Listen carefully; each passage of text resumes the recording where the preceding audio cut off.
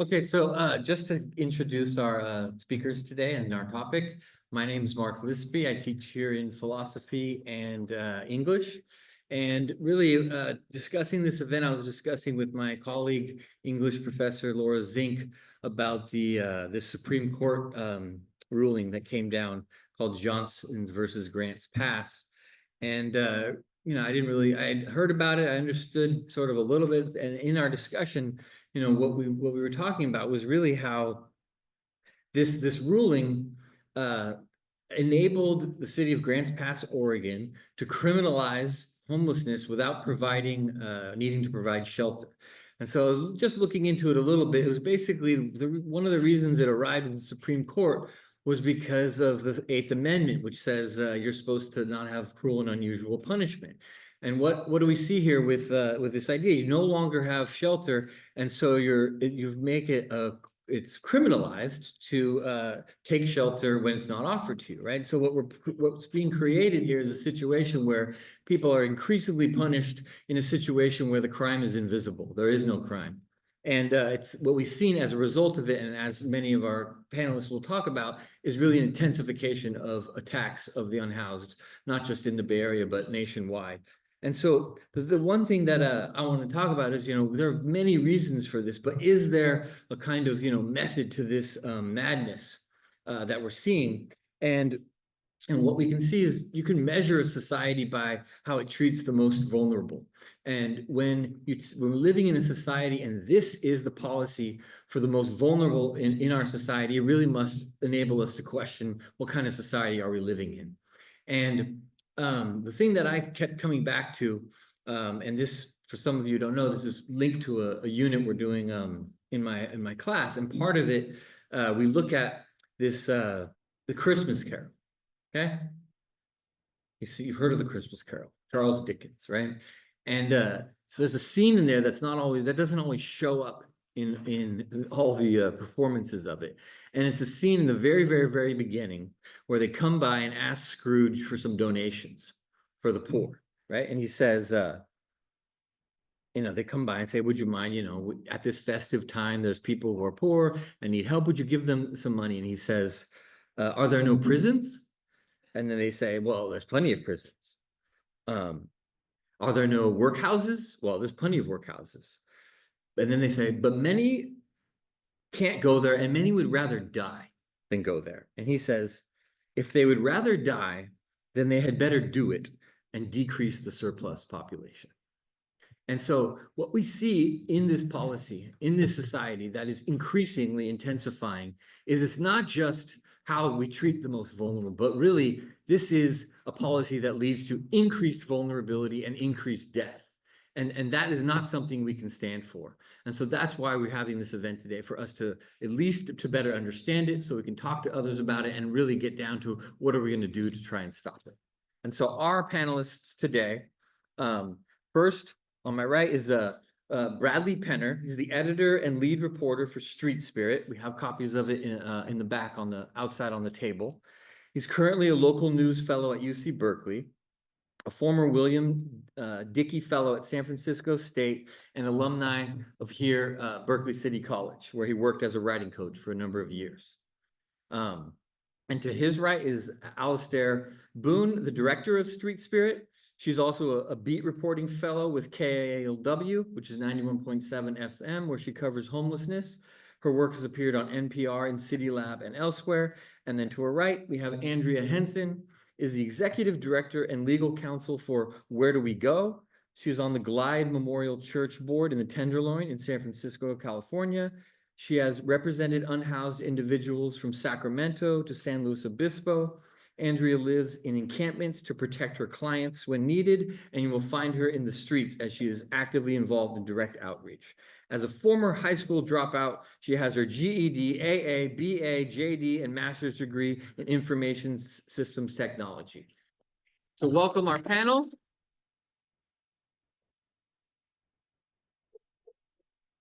And so each of them will talk for a little bit, introducing different aspects of this topic, and then we'll have time to open it up for discussion and answer from the floor, and then we'll take a few from if anyone on Zoom wants to ask any questions as well. Okay, so thank you.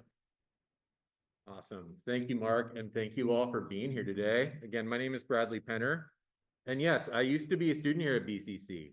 This place actually really changed my life. I came to Berkeley in the year 2008 as a transient youth living on the street. So I mostly hung out in Southside, playing my guitar for spare change, eating food, sleeping up in the hills. And did that kind of on and off for the first couple years until I became a student here, was officially housed by that point.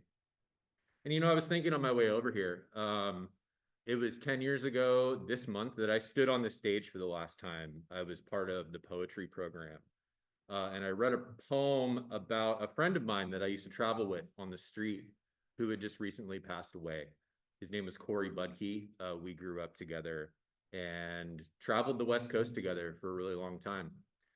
I just wanted to mention that because I think it's really important to remember that this is a life or death situation for a lot of people. He died on the streets of Fortuna without any access to housing, specific services that he definitely needed. And I mean, this was a decade ago, right? This persists today. So it's very personal for me. I just want to make that very clear. And at the same time, I think that it's really important to mention that the personal becomes political in these cases, as it does for everybody. I'm going to start off our panel by kind of giving a little bit of background. So Mark did a really great sort of like initial primer as to what Grants Pass is, but there's a lot of other context that I think we need to apply to this to understand how this has shifted over the past, let's say, like 2 decades. And that starts with another case that went through up to the Ninth Circuit called Martin v. Boise. So we're going to go back to the city of Boise, Idaho, the year 2007 to 2009, right? A number of unsheltered individuals were continually cited, arrested, and fined for violating 2 city ordinances. One was called a camping ordinance. The other was a disorderly conduct ordinance, in which they were either camping or occupying spaces that were either considered private or public. So they might be on a city sidewalk. They might be, you know, under the awning of a private business. And the city of Boise criminalized this. They said, you cannot do this, right? So like we're seeing today, and as we've seen pretty much through this and, you know, for a very long time, people are being criminalized simply for sleeping outside, right? A number of unsheltered people in the city of Boise, headed by someone with the last name of Martin, decided to file for injunctive relief because they were like, we're part of a cycle, okay? We are getting picked up time and time again for the same crime, quote unquote, but all we're trying to do is exist. We have nowhere else to go. So this started a case called Martin v. Boise. In 2010, the court case was underway, and the city of Boise actually started applying what they called a special order to those specific ordinances in order to sort of like appease the courts at the time.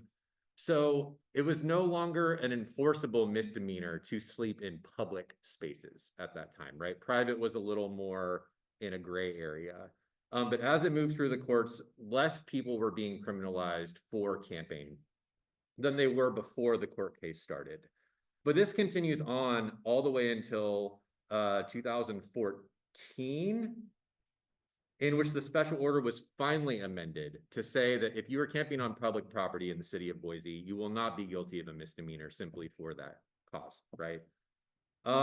In 2017, the city of Boise appealed to the Ninth Circuit. So the Ninth Circuit, I'm not sure how many states it includes. It's like 9 states within the Western United States, but it is a higher court that represents and oversees law within the West, essentially, right? And the city of Boise appeals to basically have this revoked again, right?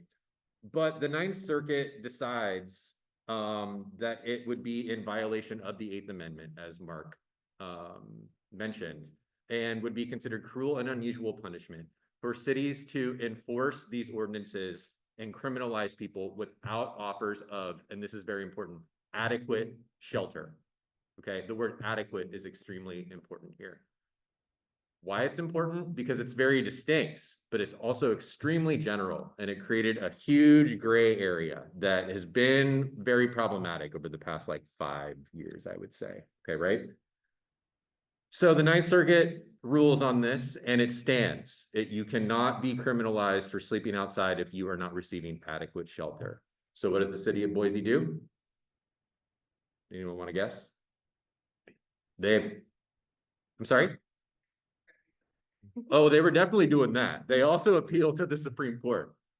The Supreme Court denied hearing it. They were like, this is just going to stand as it is. And so it became what is known as a binding precedent. All of a sudden, all throughout the Ninth Circuit, every state that's represented under the Ninth Circuit, you cannot criminalize people for sleeping outside without offering them, again, adequate shelter, right? Meanwhile, the city of Grants Pass, Oregon, is moving through with a number of anti-camping, trespassing ordinances and is criminalizing people, right? So again, we have another group of unsheltered individuals. At this time, it was headed and represented by a woman by the name of Deborah Blake.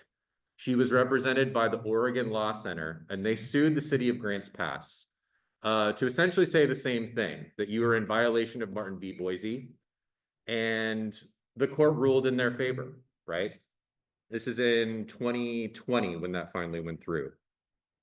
Deborah Blake passes away in 2021. And so what happens at that moment is there are different people that were involved in that lawsuit, in the class action, that became the representatives. A person by the name of Gloria Johnson was the one who took Deborah Blake's place. So that's why it's called Grants Pass v. Johnson at this point, right? What does the city of Grants Pass do? They appealed it, right? They bring it to the Ninth Circuit first. But the Ninth Circuit, again, upholds the decision and cites Martin v. Boise as its precedent. It says we're not going to allow you to criminalize people without offering them adequate shelter. It's just the same cycle within the courts, right? In June 2023, though, after one more attempt by the city of Grants Pass to appeal to the Ninth Circuit, it goes to the Supreme Court. And the Supreme Court decides, I mean, it's a newer Supreme Court at that point, that they will hear it. And it took, I believe they started oral arguments in April of 2024. And over a 3-month period through all of their conversations, you know, I don't want to get into the nitty-gritty of it all, but what did they do? They decided that it is no longer considered a crime to take someone off the street without, or how would I say this? They ruled that it's not considered cruel and unusual punishment to cite, arrest, or jail somebody for the status of being homeless without first offering them shelter.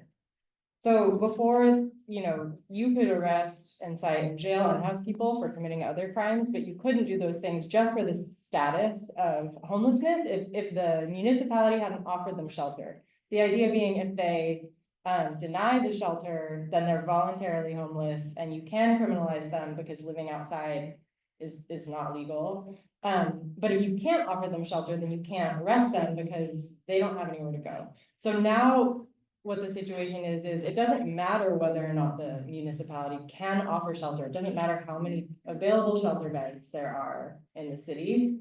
If the city decides by their own discretion that the encampment is causing a problem, then all the people in it are legally allowed to be arrested if the city chooses to do so. Thank you, Alastair. So that is now a federal precedent. That can happen in any city, county, state within the country, right? So what does that mean for us in this region, right? And we're going to talk specifically about the cities of Berkeley and Oakland. This is where we are. This is where we live. As we walk to school, to work, home every day, we see people living out on the street. I mean, I'm sure you all have walked by Old City Hall, and we're going to get to that. Don't worry about that. But this is obviously a huge issue and something that we have, you know, tried to be on the tip of the spear about for a really long time. So to give a little context as to how the cities of Berkeley and Oakland have been approaching this over the years, I'm going to back up to about 2017. At that time, both the cities of Berkeley and Oakland established sort of like working groups that began to start doing outreach and try to the development of encampment management policies or encampment management teams that would sort of oversee the mitigation of like the large growth of encampments, deep cleanings, providing outreach services, trying to get people housed, right? Because they're at that time under the ruling of Martin v. Boise, right? They have to offer adequate shelter in order to do anything about it, right? But then COVID hits, right? All of us are inside, but if you don't have a place to be inside, you're outside. And what we began to see was, and I don't want to like speak to exactly what was happening out on the streets in that time, but places like People's Park, which you could not camp in. When I was homeless on the streets of Berkeley, you were not allowed to camp in People's Park. But that became a sanctuary and the city began to allow it, right? Wood Street down in West Oakland had been a camp for a very long time. But there was almost like, and I'm speaking colloquially here, but I feel like the city of Oakland kind of turned a blind eye to it, and there became this sort of model of self-reliance in which the people who were unsheltered were relying on each other and building communities together in a way that wasn't so much policed or swept or dealt with in the way that we're seeing now, right? So we started to see a little bit of growth. We started to see more organizing. In October 2020, the city of Oakland developed what they called their encampment management policy. And with that came an encampment management team. What that means is that it's an interdepartmental group in which the city manager's office, the Department of Public Works, and Oakland Police worked together and provided mutual aid from other resources depending on like who owns certain plots of land. Like, for example, if it's state-owned, you might see CHP and Caltrans and other sort of groups like around there to effectively still, following the rules of Martin v. Boise, doing outreach to, provide services and shelter to the people that they're sweeping. But they're beginning to sort of like cull, right? They're starting to try to move people in places where they'd rather them not be, right?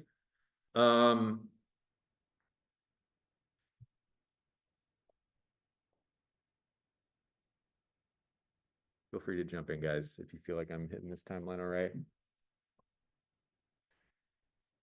So what's really great about COVID was that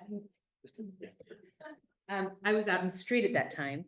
And as Brad mentioned, with Martin v. Boise, the police could not arrest if there was an adequate shelter, and then we had COVID.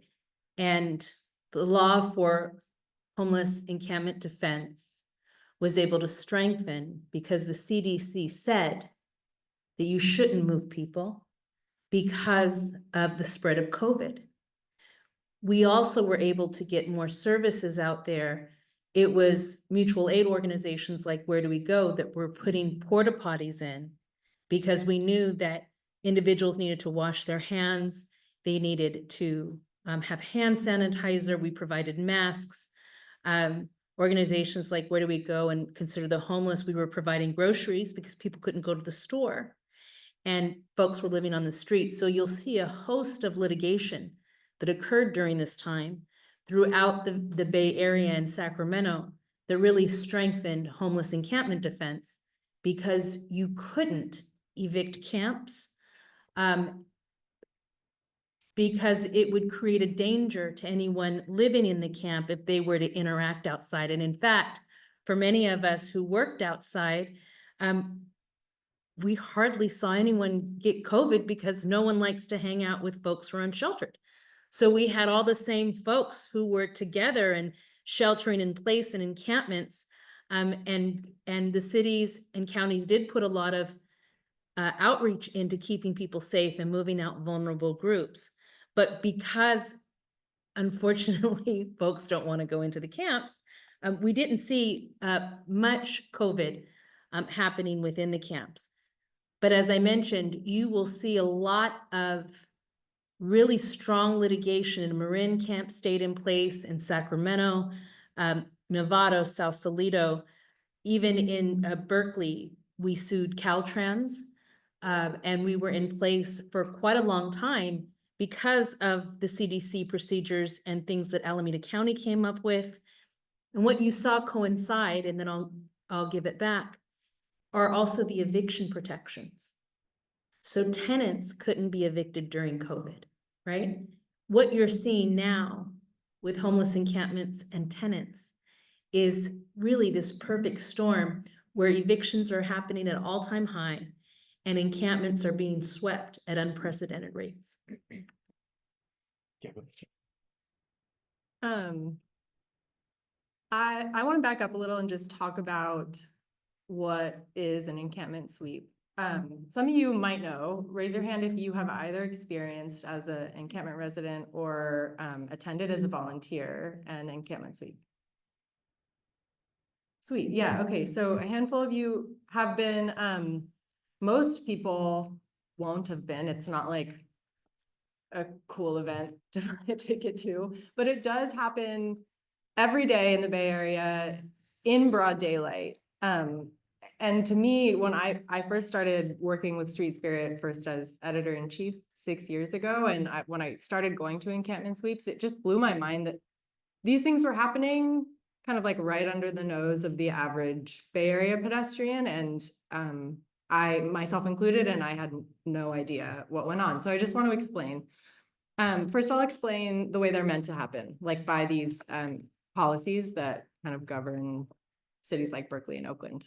The way the policies are written describe a situation where starting a few weeks before the encampment sweep, maybe like 2-3 weeks, they're sending out outreach workers from nonprofits into the encampments to start offering people the opportunity to move into shelter and kind of warning them like, hey, this area might be closed down soon. You should come into this shelter. Here's the way to do it. Kind of help them get ready with their documents, or, you know, help them kind of just, you know, maybe some people have been living in these encampments for years. It might take some time to get comfortable with the concept of moving into shelter. Then they post notice anywhere 2 days to a week before the sweep. And then on the day of the sweep, you've got those same outreach workers coming out. You've got city workers, everyone's packed up. If someone can't pack up all their stuff, the city will bag and tag it and store it for them. People move into the shelters, city workers clean up what's left over, and that's the way it's supposed to go. Do you think it goes like that? So what really happens is there are outreach workers. Sometimes they do the outreach. Sometimes they don't. Sometimes they go out, but they only talk to a few people, or sometimes, you know, I don't know how much time they have budgeted into their schedules to go out, but it seems like maybe they go out a couple of times, but like nobody's home or everyone's sleeping. So they only talk to 1 or 2 people, but that's it. They like check that part off of the like, okay, we're providing the outreach. Then on the day of the sweep, 25 police show up first, block off the streets. That's a random number, but it's a lot, feels like a lot. Then the city Department of Public Works comes in with all kinds of crazy machines and garbage trucks and, you know, the like supplies that you need to crush and dispose of the homes that people have set up. And they start working. They start like just kind of grabbing random stuff. There's usually a bunch of advocates or volunteers who are kind of there to help mitigate and organize between the city and the residents to make sure that people aren't losing stuff they need. But it's kind of tense. Then at some point, the outreach workers show up, like 3 or so, and start walking around and making like urgent offers of shelter. Like, okay, we've got 5 beds. There are 50 of you. Like, do you want one? Who needs it the most? Okay, you don't want it. Do you want one? And it's crazy. It's chaos. People are not paying attention because they're trying to figure out how to pack up their stuff. And by the end, people have lost all kinds of stuff because it's chaotic. And you might think like, okay, well, if they got posted a week ago, why didn't they just pack up already? Life on the streets is very busy and very intense. And again, like if you've been out there for 1, 5, 10 years, it's not necessarily easy to wrap your mind around the idea of packing up all your stuff that you've accumulated that you need for your day-to-day life outside into like a little box and moving it into a shelter, especially because most folks who have been on the streets for a long time know that when you do that, you think like, okay, fuck this. I don't want to be outside. This is uncomfortable. I'm going to try to move into the shelter. You go there, and it's really hard to kind of keep proceeding into housing or into other types of shelter, and you kind of end up back on the street. Maybe you get kicked out, maybe your stay, you know, you got 90 days and that period elapses. And then in the process, you've lost all this stuff that you had accumulated to support yourself. And so people are like, I don't want to do that again. That was frustrating. And so in the end, people lose a bunch of stuff, and maybe some people moved into shelter. And I'm not knocking the shelter. Like, anyone who wants to try that out, they should do it. You know, shelter is important. We need, if that's the choice that you're trying to make for yourself, I'm not saying people shouldn't do it. I just think, like, given the status of the way the shelter is, I also understand why many people choose not to go that route. So that's what happens in a sweep. And that was kind of like before grants pass. Now what we're seeing, and it's new, like these changes happened over the summer. And so we're slowly watching in real time as cities are changing their policies. But whereas before, like, I have the City of Oakland's encampment management policy pulled up on my phone, they say we will not arrest anybody for the status of homelessness. And now they can. They've been given the legal authority to do that by the United States Supreme Court. And so different cities are deciding amongst themselves how they want to respond to that. And we're not in the after period yet. But we're slowly watching, or I mean, you know, we're seeing changes. We're seeing that encampment sweeps are more frequent and more aggressive. And that essential fact is not the same. If you choose not to, if you assume the status of homelessness, you won't be arrested. That is what is subject to change. And so people are scared, and we're trying to keep as close a watch on that as we can. But there are lots of protests popping up around here because of that. And I want Andrea to be able to talk about their protest encampments, the Where Do We Go protest encampments. And hold on, sorry, I want to say one more thing. The people who wrote the Grants Pass lawsuit would have you believe that before this went through, they were hamstrung. They couldn't do anything with homelessness. They couldn't litigate, they couldn't enforce the existing laws, they just couldn't do anything. And these people on the streets, they were running the government. And that just isn't true. It's not true. That they could still enforce all the other laws. We have a lot of laws on the books that can be used to target certain unhoused people who the city feels are causing problems or whatever. What's different now, though, is that unhoused people and their advocates have much less authority to advocate for their own rights in court. And so, in fact, I think what was upsetting the city so much before grants passed was that certain advocates and attorneys were suing them all the time. Yep. And now that's going to be harder. And so anyway, I want to give Andrea that little introduction. May I add one thing as sort of a precedent to where we're at in this specific moment, and speaking specifically to policy, right? Gavin Newsom passed Executive Order N-1-24, which told all state officials and employees to start clearing encampments on state property. The other thing that he did within that executive order is that he recommended that cities begin to start writing and adopting policies that are similar to his. Otherwise, he might start pulling back funding. So that's what we're starting to see here in the city of Berkeley. Back on September 10th, a city council meeting proposed the encampment resolution policy, which was headed by District 1 Representative Rashi Kesarwani, right? Which did have specific language regarding the citation and arrest of people at sweeps if they were found to not be in compliance of whatever the city was doing. If it wasn't for a number of advocates, some of whom are sitting in this room right now, causing a fuss about that, the language of that policy would still read that the Berkeley Police Department could cite and arrest people. It now reads something like we're going to follow federal and state guidelines or whatever. Essentially says the same thing, just doesn't use the word arrest anymore, right? But Berkeley has since then created a policy that is, written into the municipal code that says that they have the right to sweep people without offers of shelter. It was argued within that meeting that the city of Berkeley is actually doing the right thing and putting limitations on what they would do by passing this policy. It says, we can only go this far now. And now we are bound to what we say that we're going to do, that it could be far worse, but we're actually just going to keep it within this little container. That's a pretty big problem, in my opinion. In Oakland too, Shangtao, after sweeping a huge encampment at MLK and 24th Street in late September, announced an executive order which pretty much laid out a plan to sweep all homeless encampments in Oakland. At that, I'm going to pass the mic over to Andrea Henson, who has been on the ground for a very long time doing this work. There we go. Thank you, Brad and Alastair. So those were such thorough overviews, and I just want to add that in Martin v. Boise, it talked about if you slept outside, they call homelessness camping, right? Anytime you sleep outside, that's an anti-camping ordinance. You could be criminalized, meaning you could be charged with a misdemeanor. That's why you go into the criminal system.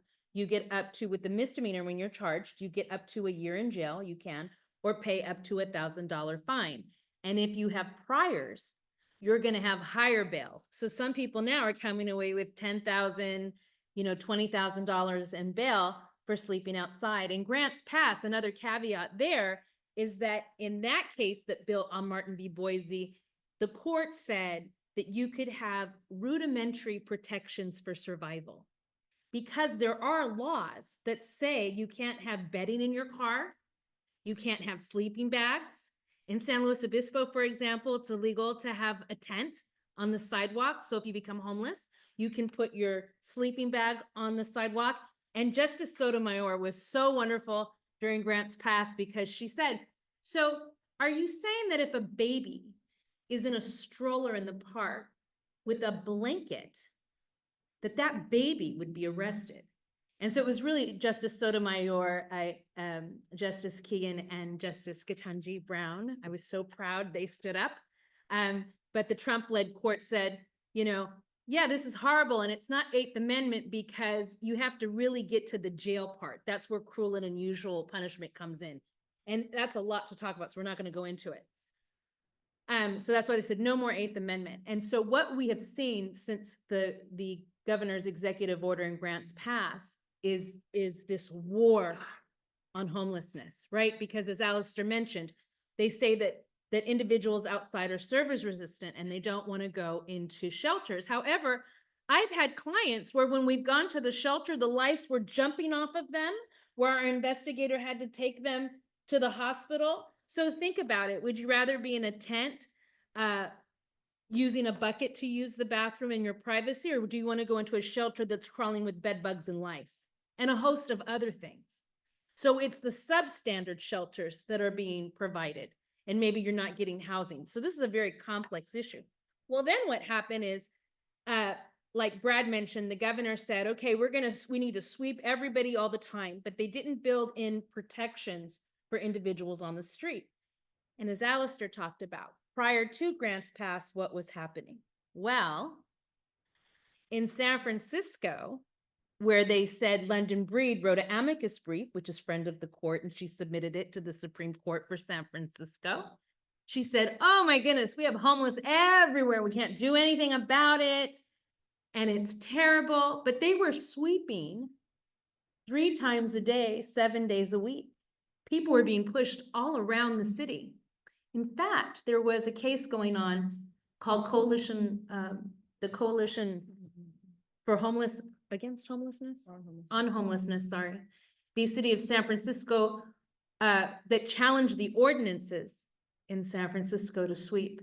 And the judge said, this just shows you where our court is going. The judge says, I don't understand what the problem is, because during the day between 7 a.m. and 11, they can go to the beach. They could go to the parks. Why do they have to be on the streets? And if any of you have been to the Tenderloin, Glide serves approximately, I think, the last I heard, 2,500 meals a day. So anytime there are service providers, folks need to be close by. And when you're malnourished and you're sleep deprived and you're poor and you've been sleeping on concrete and you have a host of disabilities and you're elderly, maybe you can't go over the hills and the mountains of San Francisco to the beach and then come all the way back to Glide for lunch and then go all the way back to the beach and then come back to Glide for dinner. So that's just showing you how completely out of touch these judges are. So now let's go back to what's happening now. So then, as Alastair mentioned, Mayor Chantal says, okay, we're going to sweep too. We're going to just sweep and sweep and sweep. Now in Oakland, they have 1,400 encampments. 1,400. That doesn't count the vehicular homeless, folks who are living in their cars. San Francisco just passed an ordinance where you can't have an oversized vehicle parked in the entire city. From, I believe it's, oh, if Jessica was here, she's an awesome advocate. She wrote about this in Journalists. I think it's from 11 or 12 a.m. to 6 in the morning. And if you refuse shelter, they'll impound your vehicle. And a lot of places too, what they'll do is they'll say, we'll get you a permanent place to live if you forfeit your RV or your car. And then you forfeit your RV or car, and then they put you out a few months later. So we're seeing a lot of this at an unprecedented rate. We've never seen how they're attacking the most vulnerable and as quickly as they're doing since grants pass, what Governor Newsom has come through with his executive order stating, and then all of the city mayors. And I want to say that this issue transcends political party, because all of the leaders who are sweeping right now are Democrats. Every single mayor in Sacramento. In Sacramento, they sweep twice a day, the same people. So they'll take all their staff and move them and then sweep them again. And so people are really hungry right now. So they are at war with those who don't have money. The fastest growing population of homeless individuals are seniors, and probably students, I would say, because rents are at median like $1,600 to $1,800 for a studio in the Bay Area. And I know that financial aid probably isn't kicking forth that much, and Social Security only gives you about $1,200 a month. So you can't afford it. So people are getting priced out. So what we did when all of this was happening, and then Berkeley came through, and Berkeley said, we were slower. We were a model here. And I hope I just didn't jump around. Okay. So Berkeley, so that's what's happening everywhere else. So in Berkeley, we hadn't swept, right? Because Berkeley wants to be all social justice-y, and it just looks good. And so we talked, we paid to clean up the encampments to keep people in place. And that's what we did. Sorry, by we, she means like the nonprofit advocacy group that. Thank you. Not the city. Not the city. Yeah. So meaning, like, where do we go? We worked with the city and we paid for contractors to pick up trash, right? Because that's a big issue in homeless encampments, of course, because they don't have trash service. That's an issue, right? There are no bathrooms. There's no electricity. And so then Councilwoman Kirsarwani passed her item, which gave more flexibility in sweeping, and she targeted specific areas. She targeted the encampment on Harrison, as well as the encampment on 2nd Street. And when that item passed, Council Member Luna Parra asked, well, if you sweep Harrison, how many rooms are available?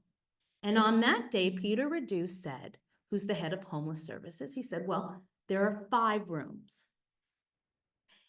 They want to sweep at least 2/3 of all homeless individuals in Berkeley. When I attended a meeting this week, there was only 1 room available. So it changes from week to week. So what's going to happen is what's happening across the 9th Circuit and across the country, because homelessness is concentrated. The highest numbers of homelessness in the United States are in 5 states in the 9th Circuit. We know it's on the West Coast. And what's happening is people are getting moved with no place to go. The cities won't give them anywhere to go. So we've set up protest encampments around the city. Where do we go?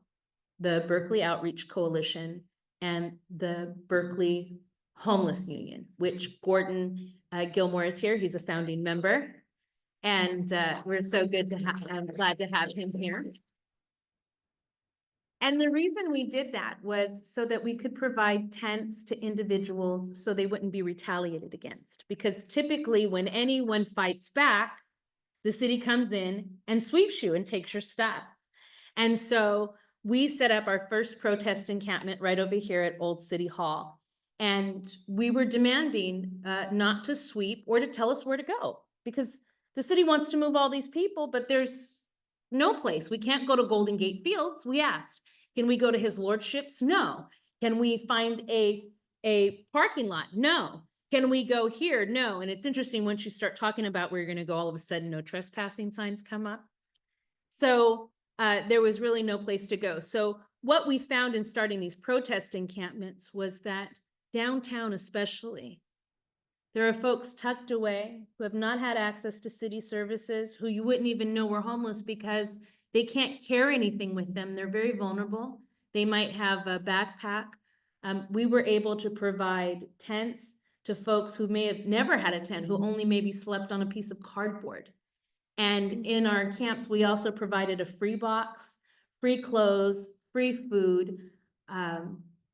We try to connect them with services. And so now we have 4 downtown. We have Old City Hall, Center and Milvia. We have Bancroft, which is a little bit more isolated. And then we just moved to Ohlone. And Ohlone is important because in 1969, People's Park actually had an annex there to protest displacement, as well as the closing of public spaces. And I'm going to say one more thing, and then I'm going to give it back to my panel. The worst thing that I've seen next to the government and all this sweeping and this climate that we're in, and this constant sweeping, is the anti-homeless hate that is being spewed out across Berkeley and other cities. Since we've been moving around the city, people scream at us, they yell at us, they're constantly honking their horns, they're telling us we don't belong here, they're stopping and telling people how worthless they are. And that's something that I ask every one of you, we have to stand up against, right? Because we're seeing it too. Berkeley was the first community to pass zoning ordinances to keep racial minorities out of their communities. And now Berkeley, if you don't know, is trying to change that to provide apartments in single family resident neighborhoods. That same hate is starting to spread both for affordable housing and for the homeless. So we must come together and protest. We must stand, because we're seeing the type of hatred that we used to see in the Deep South.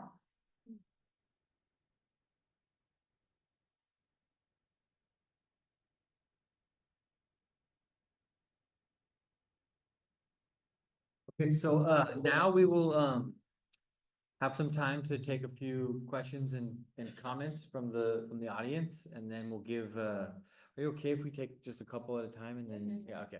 We'll just take a few at a time, so just put your hand up, and then Cheyenne here will come and give you the mic, because we want to make sure you please use the mic so people on Zoom can hear. And then we'll give them time to respond, and maybe see how much time we have for a couple more, and maybe if there's anyone on Zoom who would like to ask a question, they could raise their hand. Okay, so yeah, this will be the mic. So we have to share this mic, and you have to share it. So I see one in the back, and then these two in the front. Yeah, she was first. Yeah.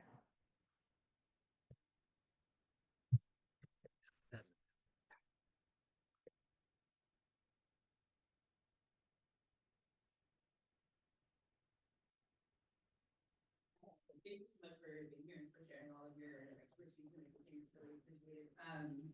This is a little theoretical, I suppose, but I'm curious as to whether or not, or I guess to what any of you might think about the upcoming decision to take involuntary servitude off of the Constitution in California, like how that might potentially affect things for the way that we police houselessness in the future. Because I mean, my understanding, right, of a part of the whole stream system and pipeline is, marginalize individuals onto the streets, jail them off of the streets, and then, serve them into a system that's going to be even more difficult for them to get out of, for the purpose of like serving a larger military or prison industrial complex. Sorry. So again, like I said, it's very much like theoretical, but I'm just curious as to whether or not, and you guys think that if we were to take that off, like if that would have an effect on the kinds of things that we're seeing today in the future.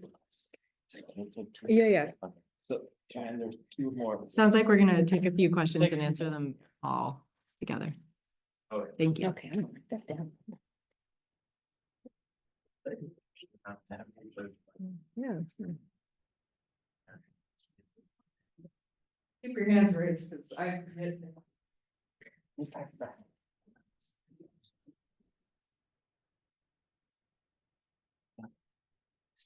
Oh, hi, so. Obviously the elections are coming up, and as someone who's not super well informed on a lot of, what the ballot measures and candidates, what would you recommend, or what measures do you endorse in local, in the local election? Yeah, in the local elections, who would you endorse, what measures would you endorse, in order to help with these problems, if there's any, anything up for? Yeah. Yeah. Or you go. And thank you so much. Thank you for hosting this. This is so informative and so necessary. My name is Ilana Auerbach. I live here in Berkeley. Just to clarify, I roll by in my little beat up Prius and I honk in solidarity. Yes, So you some of do. the honking could be in solidarity, like when people are protesting in Free Palestine and so forth. So, and I hear you that there's a lot of hate. So we do, my question is, what can we do? Those of us who are fortunate to be housed here in Berkeley, what do these encampments need? And how can we support the encampments? Thank you so much for that question. My opinion is Kate Harrison for mayor of Berkeley and Jovanka Beckles, the New York State Senator. She's running against the mayor of Berkeley, who has been so incredibly harmful to this community. So I've got flyers, and if you want them, come and see me. Thank you. I'll start. Yeah. So quickly on the question of, oh, go ahead. Next round. Yeah, we'll take it next round. Okay. I don't really have a question, I just kind of have a comment. Hi, Andrea. Hi. I just want to first of all, recognize that this is the stolen and unceded land of the Ohlone people. And when we talk about displacement, let's talk about displacement from the very root of it, when settler colonialism destroyed and displaced the indigenous people.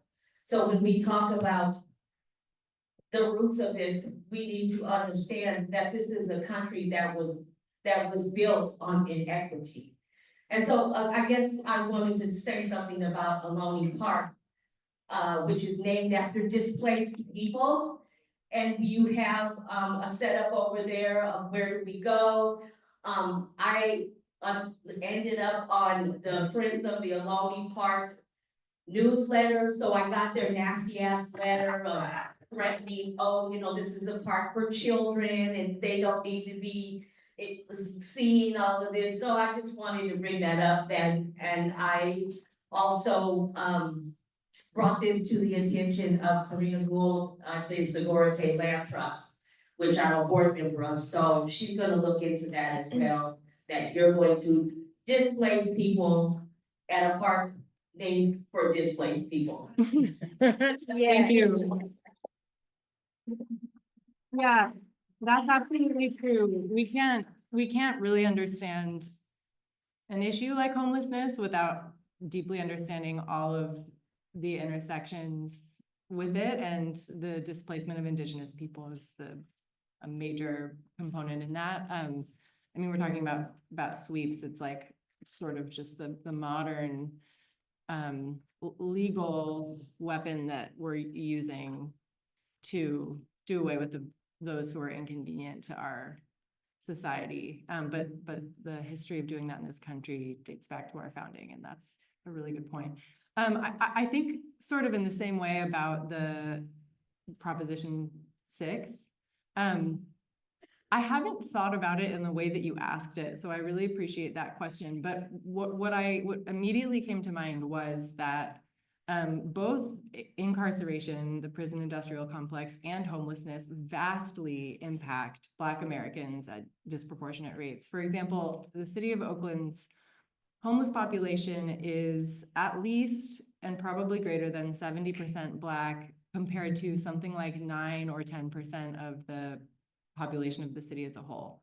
Those numbers might be slightly different now, but that's the last data that I have. And the same is true in prison. So when you talk about involuntary servitude, what you're talking about is modern day slavery, because you have people of color, primarily Black people, doing forced labor under the terms of their imprisonment. And the Proposition 6 would change that. None of us up here, because of rules about nonprofit fundraising, can endorse or denigrate anything, any person or position on the ballot. But I would say pay attention to propositions like Proposition 6, Prop 33. Pay attention to the people who are running for local office, like in Berkeley, the mayor. In Oakland, there's a question about whether or not to, oh gosh, what do you call it? Say it again. Thank you, recall the mayor.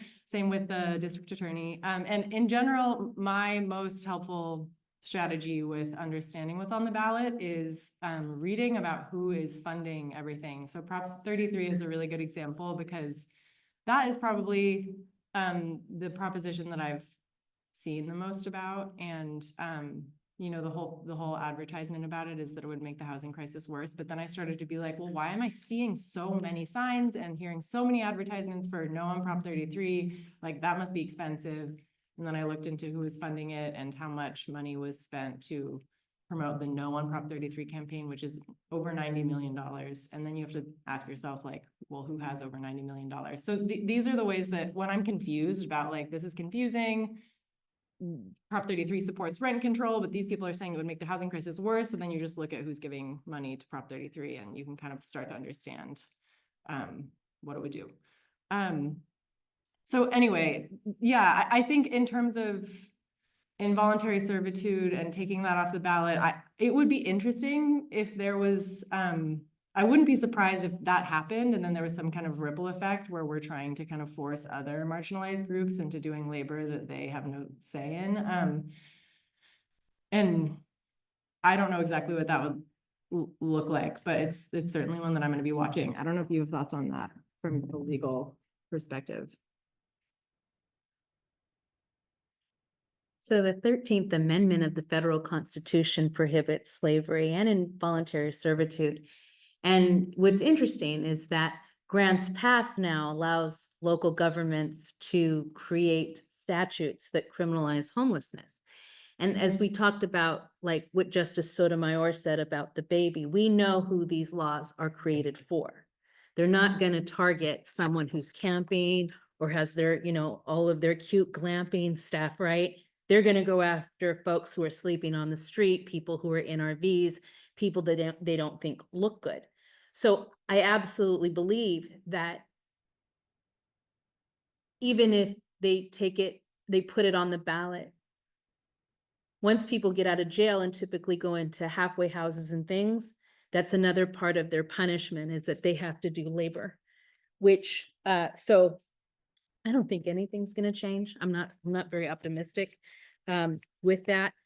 And in terms of voting, as Alastair said, we can't really comment on that, but I can say that it doesn't really matter to me who's in office, because we have a fundamentally broken system. Until we create protections for homeless individuals in the same way that we have protections for tenants and people who own property, they will always be considered trespassers under Penal Code 602.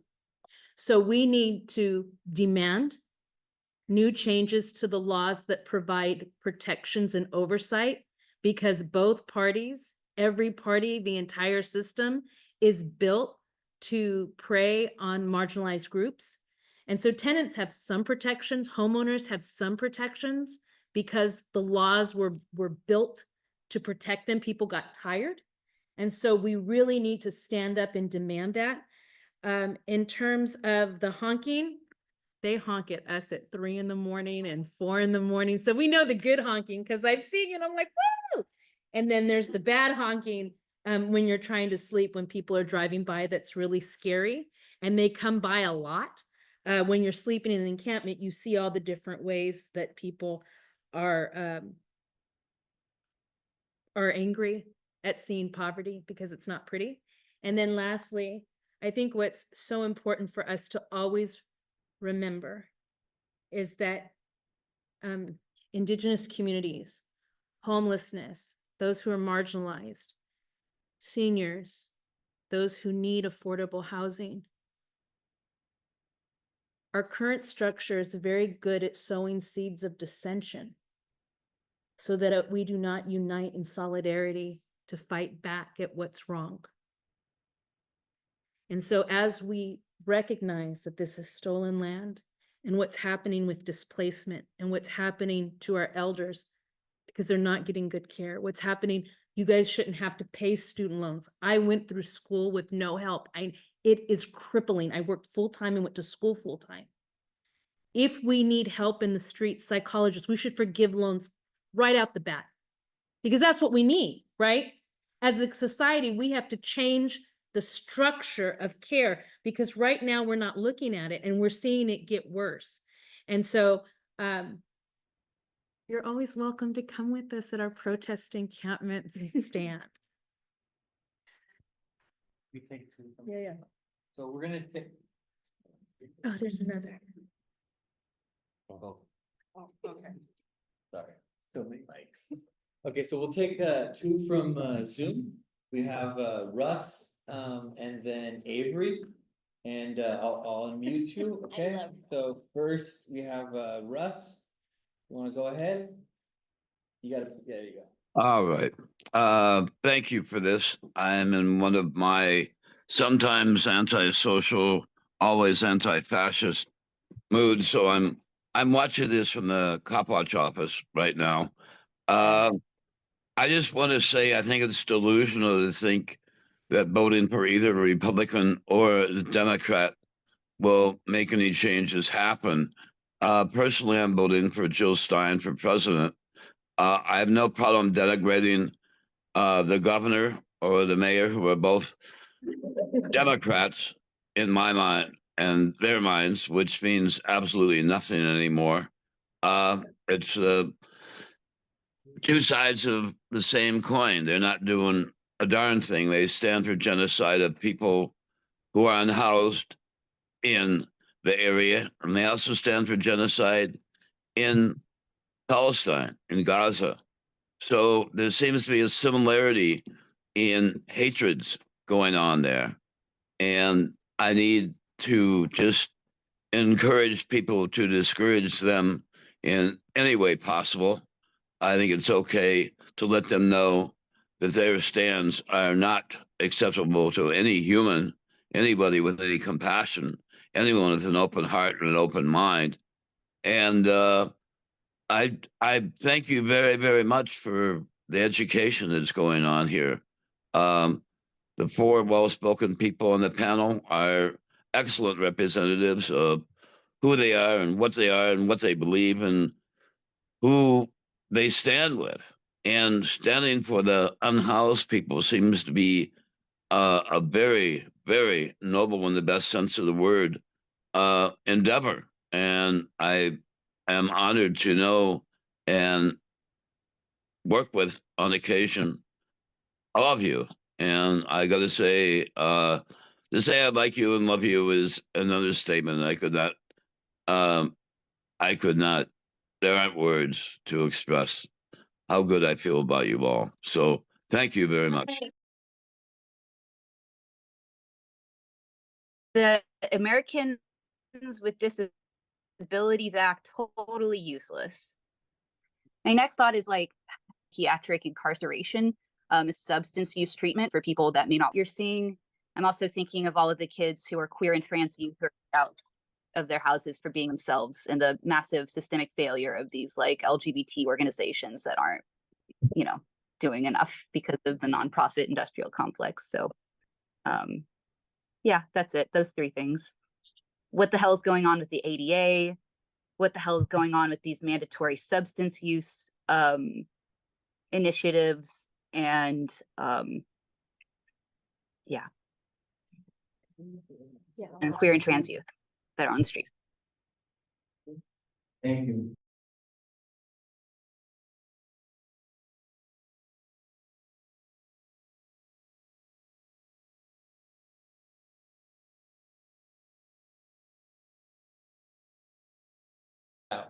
Okay, Answer the question. so real quick, Russ, thank you. If you see Russ ever walking around, you should follow him because he's always protesting every day and it's normally something really important that should be protested. So we love Russ.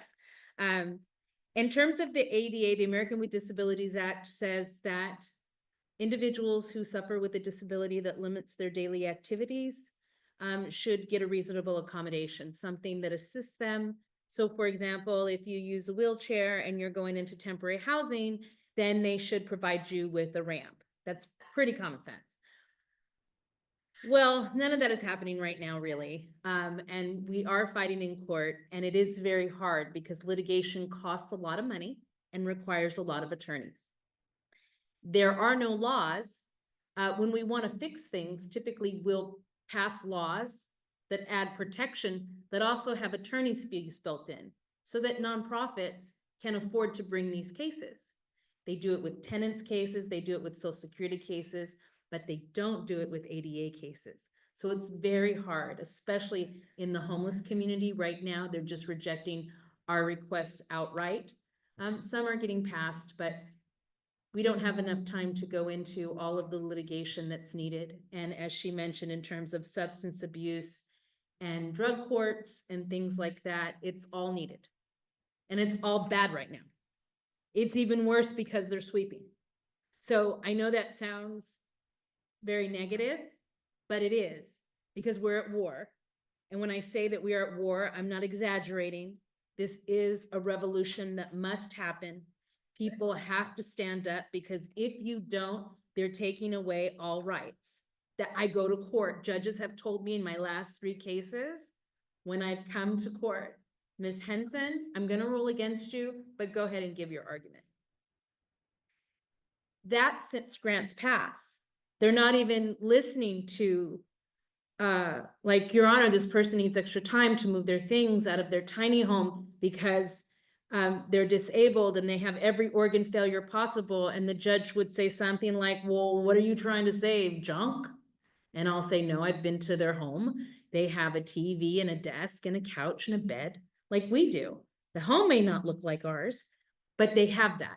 So we are in unprecedented times for individuals who are vulnerable and under-resourced, because we have seen this in the Deep South. We have seen this with the anti-Okie laws. If you look historically, Indigenous folks, this has been happening in our society because of, and some people that get really upset about this, but this is a class war, okay? Now's the time. This is a class war. It's not about, it's disproportionately affects people of color because those systemic racist dynamics already built into the culture, but we are at a class war now.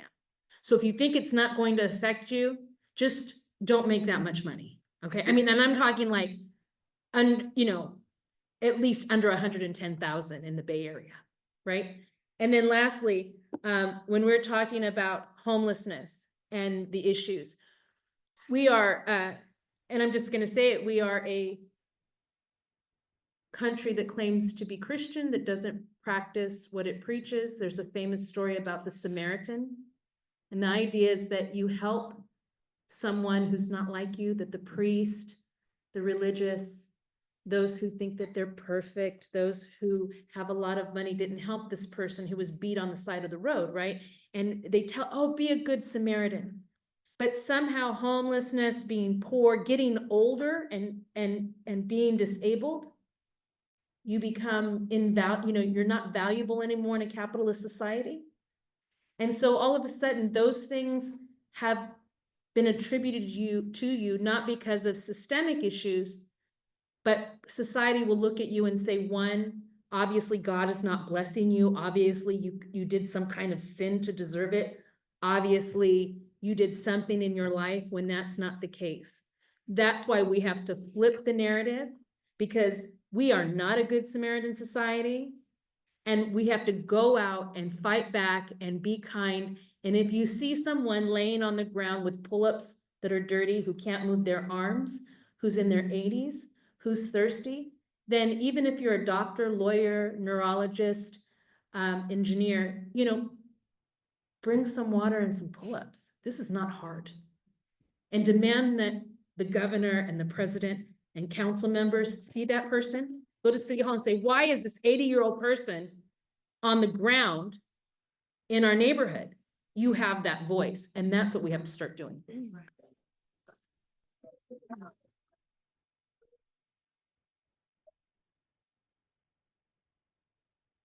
I'll be pretty quick. I think the question about why, like, what does this city think it's doing is a really good question, because it's not like they're not thinking about it, right?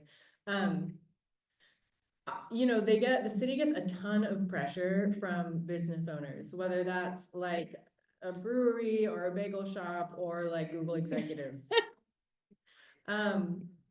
And those people have power. All kinds of business owners in the city have power. And whether the person has power or whether they're just calling it every damn day and being loud and annoying to the council person, they're putting a lot of pressure on the city. And the city's responding, like a lot of, especially before these policies, like the encampment management policies were in place, many Bay Area cities had complaint-based systems. So the policy literally was like, we respond to the encampments where we're getting the most 311 calls about. That's just the way it is. The other thing is that the city is offering its limited resources during encampment sweeps. Like the policy is basically like, we want to get these people away from this cluster of businesses. And so we're gonna, you know, there might be like 20 people in line saying, I need a shelter bed tonight, who live somewhere else. And the city's saying like, sorry, we don't have any beds for you because we're reserving all our beds for the people who live in this encampment. So what they say too is like, sweeps are the intervention that allows us to connect people with resources. And it doesn't matter if no one in this encampment wants those beds, but there are 20 people in line who do want those beds. They're trying to use the resources like as a way to force people out of where they're at. And the reason that they're targeting certain areas is I believe because of this pressure. The way that it's written is that they prioritize clearing encampments that are hazardous or where there've been a lot of fires or where there've been a lot of like health and safety issues. And so it's kind of a combination of all of their different motivations, but you're smart. It's not, you know, it's goofy. Like it's not a good use of money. It's not the most effective way to get people connected to those resources. And you end up moving the same people around and around and around. And it's hard to see that as anything but a waste of money. I'm gonna let Brad mostly respond to your comment, but I appreciate the honesty about like, I've lived here for a long time and this issue has been frustrating to me and I don't really understand it. I think most people feel that way. It's an intimidating issue. It's intimidating. We all see an amount of human suffering every day that we do not consent to see. It's hard to see people who are in such bad shape. And being uncomfortable by that doesn't mean that you're a fucked up person. I think that discomfort can leads us either as a society to anger, which is a lot of people go that way. They're like, I hate all this. Or if you have enough information, to empathy. And so Street Spirit is a newspaper. We didn't even say what we do, but we make a newspaper every month that's sold by people experiencing homelessness. And a lot of the content is written by people who are in the streets. So if you want to learn more, you can buy the newspaper when you see it. We're on social media, Street Spirit News. We're having a fundraising event on November 16th. You're all invited. We're going to talk a lot more about all this stuff. But there are ways to get involved if you're curious. And you don't just have to be uncomfortable and not know what to do, because there are people who are trying to figure out what to do. Thank you both. Thank you all, really. And thank you for that very poignant question. It's very honest and it's very real. You know, coming here in 2008 as a homeless individual, hitchhiking around, I settled on Berkeley because I felt more accepted here than anywhere, and that's not really saying much. But let's be real, that has changed even more so. I mean, and I'll be real too. Like, finding housing, starting to go to school here, going to SF State, moving on with my life, working, I didn't give two shits for a while, right?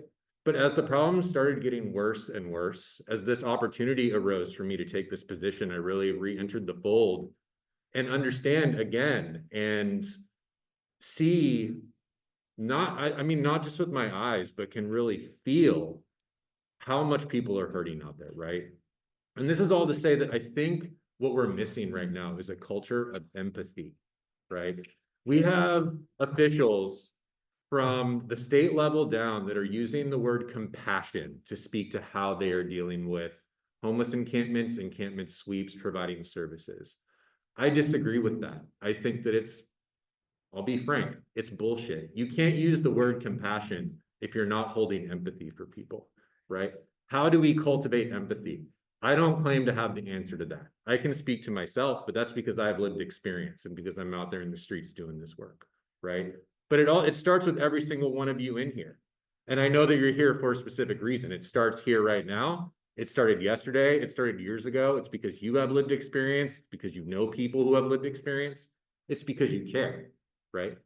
And we just need to keep building on that in coalition together, in solidarity together, right? We need to be going to city council meetings. We need to be showing up for the people who are in these encampments.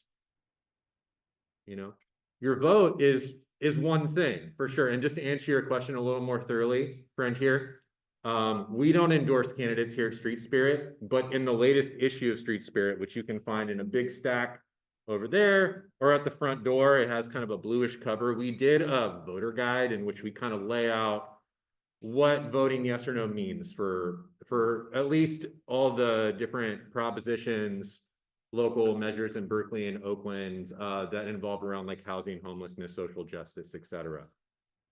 But that's also to say too, and this isn't just a plug for our paper, I think it's really important.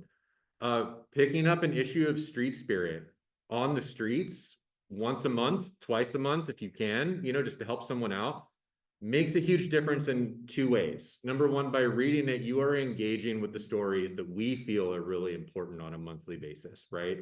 We're providing news, but we're also providing testimonials from people with lived experience who are currently on the street, who spent their lives on the street. You'll notice there'll be like a resource calendar in which we're laying out all of the different things that are available to people who might be unhoused, unsheltered, you know, experiencing poverty, in need of services. It's the way to kind of keep your, you know, your feet on the ground in terms of like what is going on. Just read our paper. The other thing that's happening too is you're literally brushing hands with somebody who sells Street Spirit as a vendor, right? 100% of the proceeds of every paper sold of Street Spirit goes directly to the person that you handed money to or sent money via Venmo to or whatever, right? It has made a huge difference in their lives. Many people have developed relationships that have lasted years with, you know, people that they see in front of a grocery store, in front of BART every day. We've had people that have like received vehicles or like housing or like a huge like dental procedure that would have cost them $10,000. Someone knew them long enough, knew their story well enough, and got them connected to services, whether they paid for it themselves or just helped them with programs and stuff, right? We see Street Spirit as a community. It's not just a paper, right? And you are all invited to be a part of that. So please, on your way out, take as many copies as you want, check it out. We have a pretty banger issue coming out on November 1st that pretty much details all the things that we talked about today and more. I want to thank you all for being here today. And yeah, hand it back to Mark. Okay, so again, thanks everyone for coming. I did want to say some last few words just to sort of close us out and remind people about a couple things. So I do think your question about what happens to people, what is their policy, what is their strategy when you sweep and move and sweep and move? And I don't want to put, you know, whether it has to be intentional or not, but an effect of it, no matter what, that we have to see is increased misery, increased vulnerability, and increased death.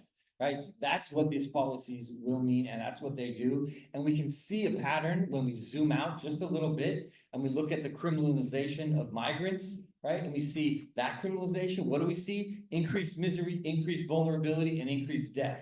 And simultaneously, what we see going on around the world, but also in this country, the largest category of newly displaced people are no longer people from war, no longer people from political violence. It's from climate destruction, and climate disruption is the largest category of displaced people around the world every single year, something like 70 million.